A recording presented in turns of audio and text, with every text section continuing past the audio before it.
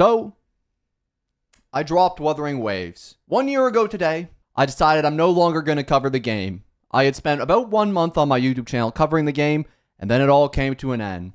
Until very recently. And today we're going to talk about my story, covering Wuthering Waves, why I dropped it in the first place, why I decided to come back, and why at the time I thought Genshin Impact was a better game. You what? Today we're going to talk about all of it and how Wuthering Waves has completely reinvented and changed my mind on its game. Boys, I think this is one of the better redemption stories. Let's get straight into it. So back during the WUWA 1.0 update, I was actually a pretty big content creator for the game. I would say pretty big, it's relative, but early on into the game, I was covering it pretty normally on my channel. I was doing about 35k, 22k, 49k. I was doing pretty well on my Wuthering Waves videos. Early on, I was having a lot of fun in the game. I joined the creator server. I was playing pretty much every day, and then it all came crashing down. The amount of issues that came out during WUWA 1.0 is, I'm sure, something that I don't need to reiterate to you all, because I'm sure we're all familiar with it. But during the 1.0 launch,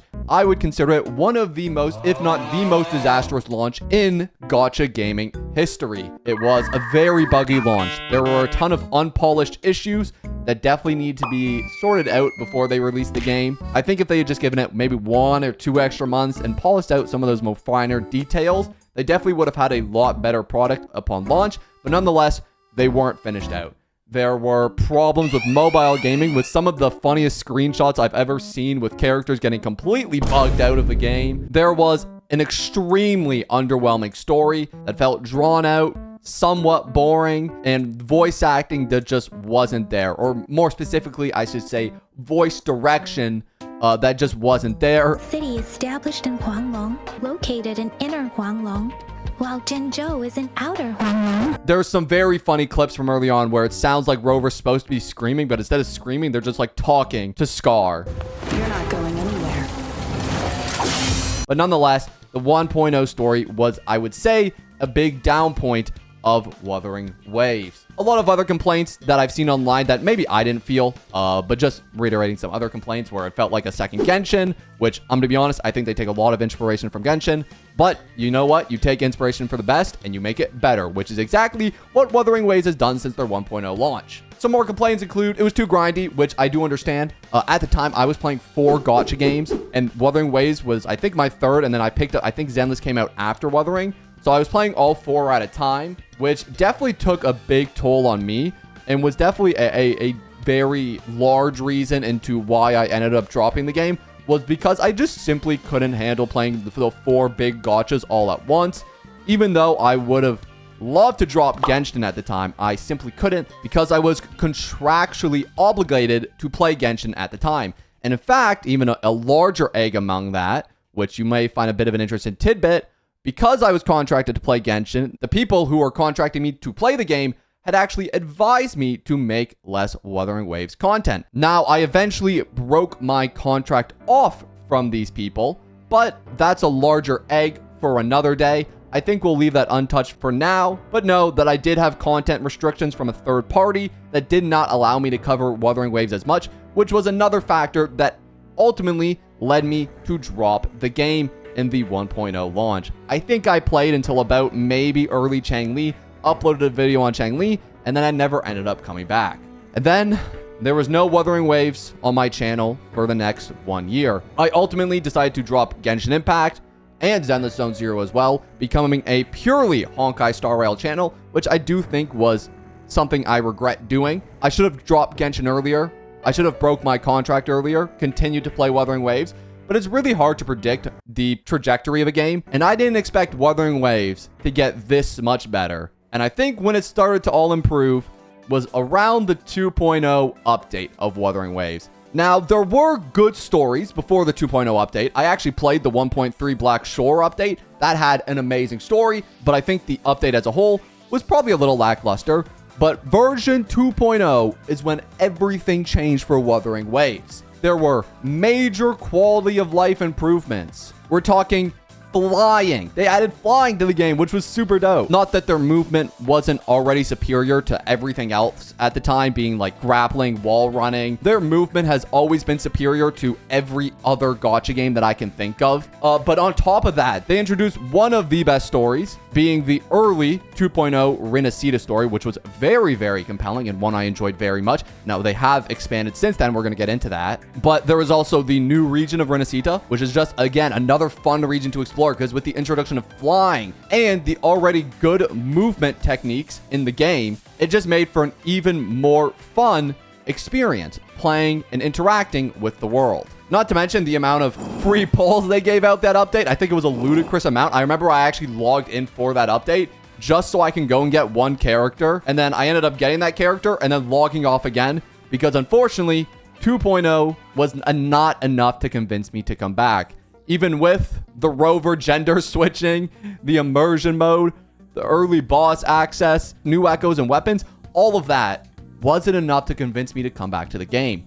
I was still a doubter. In 2.0, I still thought, I don't think this game's going to make a comeback. I saw the new characters. I saw Carlotta.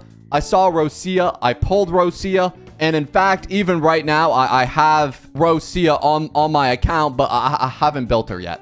I really need to build this character. I really need to get to this. I will eventually. But all of that wasn't enough to convince me to come back. I think it was probably just a mix of I was busy with HSR at the time, and I think there might have been a big HSR patch, so I just really wasn't paying attention to what was happening in WUWA. I was kind of blind to it. I don't interact with a lot of community discussion, so unless it like super blows up on YouTube, I usually don't hear about it. So it wasn't like I really made a decision to not play 2.0. I just didn't really hear about it. It's only now that I'm learning about everything that they did in 2.0 and how much better it was than everything else at the time. And looking back at it, I'm like, man, I really wish I came back during that update. It would have been really cool. But nonetheless, another 2 updates patches. We had 2.1, 2.2. I don't think anything too crazy happened during those updates. Same thing with 2.3. I don't think there was anything too crazy that happened during those updates. It was just good stories, new region, a bunch of good characters like Zani I know came out, and the craziest character of all time, that one jellyfish lady with the tongue thing.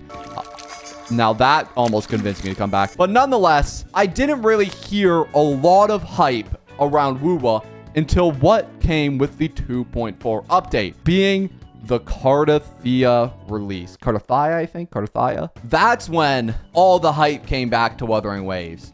And I started to get rings of, oh, I'm missing out. And I realized, what have I been doing? I'm in the middle of playing HSR. I vehemently hate that story. I think Honkai Star Rail is one of the worst stories in gacha gaming, and I will stand on that. I wasn't playing Genshin. I'm kind of playing ZZ, but I wasn't following up on the story. And I'm hearing all this, oh, WUWA has such a great story. So I said, fine. And I went back to the game starting at the 1.3 update, because I was still at the 1.3 story. I hadn't progressed up until then. And originally, I had wanted to go live and experience it with my viewers. But what I actually realized is that interacting to stories live, it's just not something I enjoy doing. I really want to immerse myself in the story, and I can just do that way better when I'm playing it alone. So I loaded it up on my PlayStation, I sat in my bed, and I went through the whole 1.3 story all the way up till 2.0, maybe 2.3, I think, in about 2 sittings. And holy crap, was it ever an experience. I'm now in love with Shorekeeper in real life. Favorite story until the latest one. Carthia, amazing. Lupa, oh my gosh, don't even get me started on Lupa. Lupa, probably also my favorite character. There's too many good characters. I swear every WUWA story is like one character story mixed with a main chapter story all into one, and they're expanding so much on all these characters that it literally just makes you want to pull them all. And so I did pull them all. I came back to 2.3. I pulled me a Cardathia and a Lupa, and I've never regretted it. I got Lupa's weapon too, and boys, I've never been having more fun in gacha gaming than I am with this. Honestly, it's not even something I even really want to cover on YouTube, because I actually enjoy it so much that other than like maybe building videos and pulling videos, I just want to experience it all myself. I'm greedy. I don't want to experience it with you guys, because then I'm forced to do commentary. I have to think of funny jokes on the spot. I can't just lock in, which is something I want to do, especially with this. But getting into more of the 2.4 update, it was such a great update for Wuthering Waves. A crap ton of free pulls. Also, oh my gosh. Yeah, that too, which was cinema. Cardothea being one of the best DPSs in the whole game, being HP scaling, arrow DPS, has like some really cool combat abilities that I haven't seen in any characters like her. Definitely has some of the best animations in gacha gaming history. I still think HSR probably takes the cake with the Phynon and the Dragon being super freaking dope. But nonetheless, what HSR was able to do with Cardothea, with Lupa, is something I've never seen before. There's never been an update that's made me want to pull a character. The second half of 2.4 has been my favorite story of all time. The first half was good too. Getting to Septimont, learning about Augusta, and I can't remember the blue-haired character's name, but she was super cool too. Learning about the lore of that city, getting all this mystery, and then not getting any conclusions was so frustrating. But then the second half in 2.4, when they start slowly unraveling the mysteries one by one by one by one, and learning more about Lupa and her purpose in the story, in the past with Maya and Trailblazer, letting Lupa be the main character, and that final action battle with Lupa versus Maya, or technically the Thermodian, and them fighting was one of the sickest scenes I've ever seen. And then Lupa breaking out, coming to hug Cardothea and Rover, had me in tears. It was so moving, that whole story. And Lupa easily became one of my favorite characters based on that. And also, that boy, Cristolfo, whatever that dude name is. I do not mess with him at all.